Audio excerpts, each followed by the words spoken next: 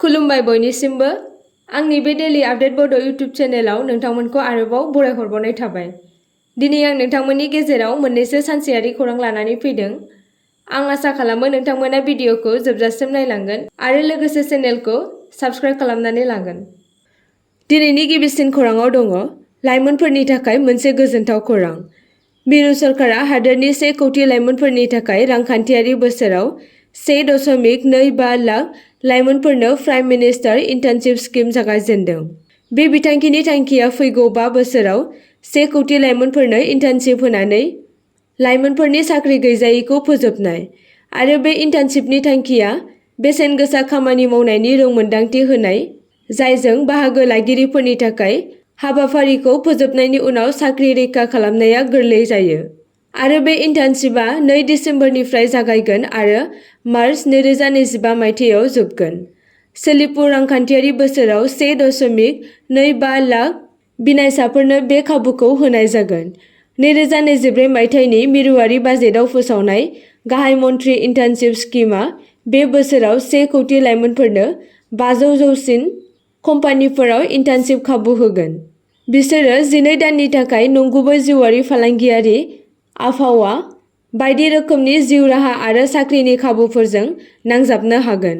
लाइमोनफोरनो दान मोनफ्रोमबो 5,000 रांनि इन्टार्नशिप अनसुंथाइजों लोगोसे 6,000 रां खेबसे हेफाजाब होनाय जागोन। कम्पानिफोरा गावसोरनि एचआर फान्डनिफ्राय फोरोंथाय खर्सा आरो इन्टार्नशिप खर्सानि जौखोन्दो बाहायनायनि मिजिंथिदों। आरजाथाव गोनांथिफोरखौ खाबु खालामग्रा आरज गाबगिरिफोरा गाहाय मन्थ्रि इन्टार्नशिप बिथांखिनिफ्राय मुलाम्फा मोननो थाखाय मावख'आरि पर्टेलनि गेजेरजों अनलाइन आरज गाबनो हागोन आरो बे बिथांखिफोरखौ मोननो थाखाय नोंथांनि बैसोआ जानांगोन 21 निफ्राय 24 नि गेजेराव। साख्रि मावफारियाफोर थानाय नखरनि सुबुंफोरा आरजाथाव जानाय नङा। आईआईटी, आईआईएम बायदि मुंदांखा फसंथानफोरनिफ्राय ग्रेजुवेट एबा सीए एबा सीएमए बायदि रोंगौथि गोनांफोरनो बे खाबुखौ होनाय जानाय नङा होनना फोरमायदों। नैथि खौराङाव दङ कक्राझार थिथागुरि जौगाखां खोन्दोनि बेन्दोङाव थानाय गं 8 बिसिडिसिफोरनि थाखाय moonlight community manage training centre बेखेवदों।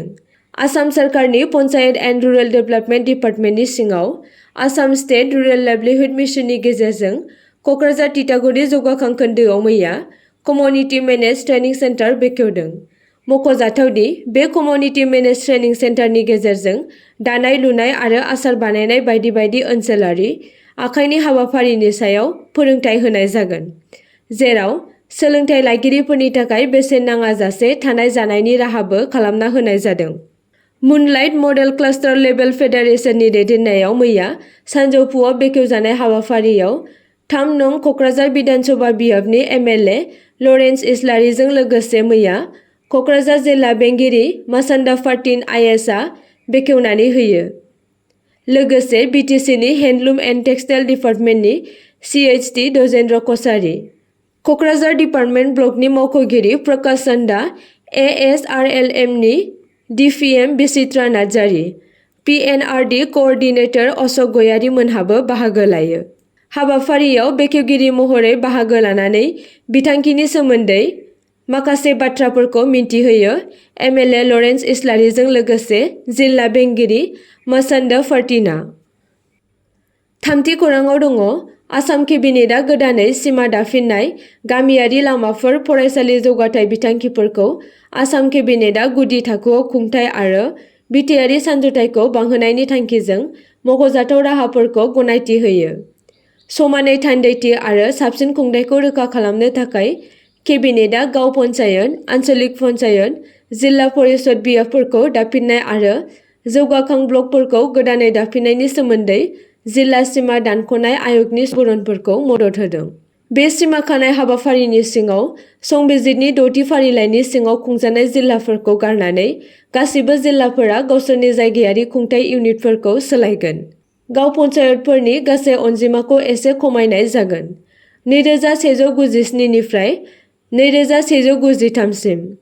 जौगाखां ब्लकफोरनि गोदानै दाफिननाय जेराव 219 इउनिटफोर दङ। सरासनस्रा ओनसोलफोराव 181 ब्लकफोर आरो 6थि फारिलाइ ओनसोलफोराव 38 ब्लकफोरजों रोखोमसे अनजिमाखौ लाखिगोन। सोदांनाय बायदियै आसाम पन्चायत आयेन जिल्ला परिषद बियाबफोरनि अनजिमाखौबो 420 निफ्राय 397 सिम खमायनाय जागोन। खुंथाय फोसाबनायनि अनगायैबो केबिनेटआ गासै रायजोआव गामियारि फोनांजाब आरो सोलोंथायारि सुबिदाफोरखौ बांहोनायनि थांखिजों बिथायारि सानज'थाय मावथांखिफोरनि मोनसे फारिखौ गनायथि होदोंमोन। गासै 108 गामियारि लामाफोरखौ फोसाबनाय आरो गोख्रों खालामनाय जागोन, जेराव 126 गेजेर फरायसालिफोरखौ लुनाय जागोन। बे मावथांखिफोरा लामाफोरनि थाखाय 26 जिल्लाफोर आरो फरायसालिफोरनि थाखाय 35 जिल्लाफोराव गोसारगोन। बे हाबाफारिफोरखौ NABARD नि रुरेल इनफ्रास्ट्राक्चार डेभेलपमेन्ट फान्डनि सिङाव गासै 1417.29 कौटि रां खरसाजों मावफुंनाय जागोन। ब्रैथि खौराङाव दङ, आसाम केबिनेटआ हा फोसाबनायनि थाखाय रेहाय होनाय नेमफोरजों लोगोसे बसुन्धरा 3.0 नि बिथांखि फोसावदों। आसाम केबिनेटआ मैया असमियाखौ क्लासिकेल राव महरै गनायथि होनायनि थाखाय गाहाय मन्थ्रि नरेन्द्र मदिनो साबायखर बावदों। खौरां बिजोंखौ बिबुंथि होनानै आसामनि मन्थ्रि केशव महन्तआ केबिनेट जथुम्मानि समाव लानाय गोनां थिरांथाफोरखौ फोरमायदों, जेराव बसुन्धरा 3.0 स्किम हा फोसाबनाय बिथांखिखौ गिबि मन्थ्रि हिमन्त बिश्व शर्माया 19 अक्ट'बराव बेखेवनो थियारि लादों। बसुन्धरा 3.0 नि सिङाव जायफोरनि आर'जलाइखौ सिगाङाव नेवसिनाय जादोंमोन, बिथांमोना फिन आर'ज गाबफिननो खाबु मोनगोन। सोरखारा सिगांनि खोन्दोनि रुजुनायाव गोबां नेमफोरखौ रेहाय होगोन। मोनसे मख'जाथाव सोलायनाया गासै रायजोआव बोसोरारि पाट्टानि जायगायाव सम पाट्टा हा बिगोमानि मोनथाय जारि खालामनायनि थिरांथा। मोनसे बेबादि आगान जाय गोबां अनजिमानि आरजाथाव नोगोरारि दखल खालामग्राफोरनो मुलाम्फा होगोन होनना साननाय जादों। केबिनेटआ बेखौबो फोसावदोंमोन दि रबार आरो कफिनि आबाद मावग्रा आबादारिफोरनो हानि मोनथाय होनाय जागोन। बबेखानि बे मोनथायफोरखौ रैखाथि होनो थाखाय आबादारिफोरा बिगासेयाव 5,000 रां प्रिमियाम होनांगोन। बे बिथांखिया 14 नबेम्बर 2021 मायथाइयाव बसुन्धरा 2.0 नि जाफुंसार जागायनायनि उनाव जादों, जेराव 85% मुलाम्फा मोनग्राफोरा फारियाव सोजानाय हारि आरो फारियाव सोजानाय हारिसाफोरनिफ्रायमोन। नेमखान्थिफोरखौ आरोबाव गोरलै खालामनानै केबिनेटआ 2021 मायथाइनि सिगां साहा हायाव दखल खालामनाय सुबुंफोरनो हानि मोनथायनि राननायखौ गनायथि होदोंमोन। बेजों लोगोसे केबिनेटआ फोरमायो दि आसामाव 1052 गामिफोरखौ दासिमबो नायदिंनो हायाखै। बेफोरनि गेजेराव 861 नायबिजिरनाया जागायबाय आरो गुबुन 30 गामिफोरखौ थाबैनो सोफादेरनाय जागोन होनना साननाय जादों।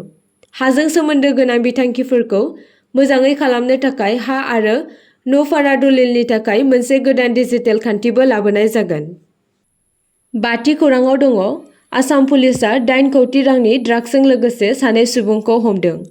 फेग्रा मुवा फालांगिनि सायाव मोनसे सिग्रोमनायाव आसाम पुलिसआ गुबुन गुबुन जाथायफोराव 8 कौटि रांनि गोबां बिबांनि फेग्रा बेसाद जब्द खालामदों आरो बे केसजों सोमोन्दो थानाय सानै सुबुंखौ खानाय जादों।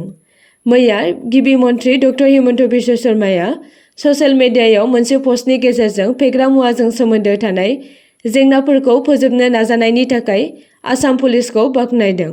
बिश्वनाथ जिल्लायाव पुलिसआ 15 नं माहारियारि राजा लामायाव मोनसे चेक पस्टआव गंसे गारिखौ हमनाय जादोंमोन, जेराव 1.57 कौटि रांनि 314 किल'ग्राम गान्जा जब्द खालामनाय जादों। मोनसे स्रोत सुलुंनि बिथाजों सनदांनानै बिश्वनाथ सारियाली पुलिस थानानि मावख'गिरिफोरा तेजपुर ओनसोलनिफ्राय बिश्वनाथ सारियाली फारसे गोबां बिबांनि गान्जा रोगाग्रा गंसे गारिखौ हमनाय जादों। मोजाङै नागिरनायनि उनाव मावख'गिरिफोरा कबिनि थफ्लानि सिङाव दोनखोमानाय सन्देह गोनां गं 22 प्लास्टिक बेगफोरखौ नागिरना मोनो। नार्क'टिक ड्राग्स एन्ड साइक'ट्रपिक साबस्टेन्सेस NDPS एक्टआव मख'नाय बायदियै खान्थिफोरा जब्द खालामजानाय बेगफोरखौ लिरथुमजानाय जादों आरो गासै 314.68 किल'ग्राम बेसादफोरनि बेसेनखौ 1,57,34,000 रां होनना साननाय जादों। आरोबाव काछार पुलिसआ सिलचर आरो रमनगढ़आव मोननै जर'खा अपारेसन खालामदोंमोन, जायनि फिथाय महरै 572 ग्राम हेर'इन आरो 10,000 याबा टेब्लेटफोर बोखांनो हादोंमोन, जायनि बेसेना 7 कौटिसो रां जानो हागौ। द'थि खौराङाव दङ बिटिआरआव 1466 टिचारनि थाखाय टेट काम रिक्रुटमेन्ट आनजाद खुंफुंनो थांखि लादों। बिटिआरआव गासै 1466 ग्रेजुवेट टिचार आरो पस्ट ग्रेजुवेट टिचारनि लांदां जानानै थानाय मासिखौ थाबैनो आबुं खालामनो थांखि लादों।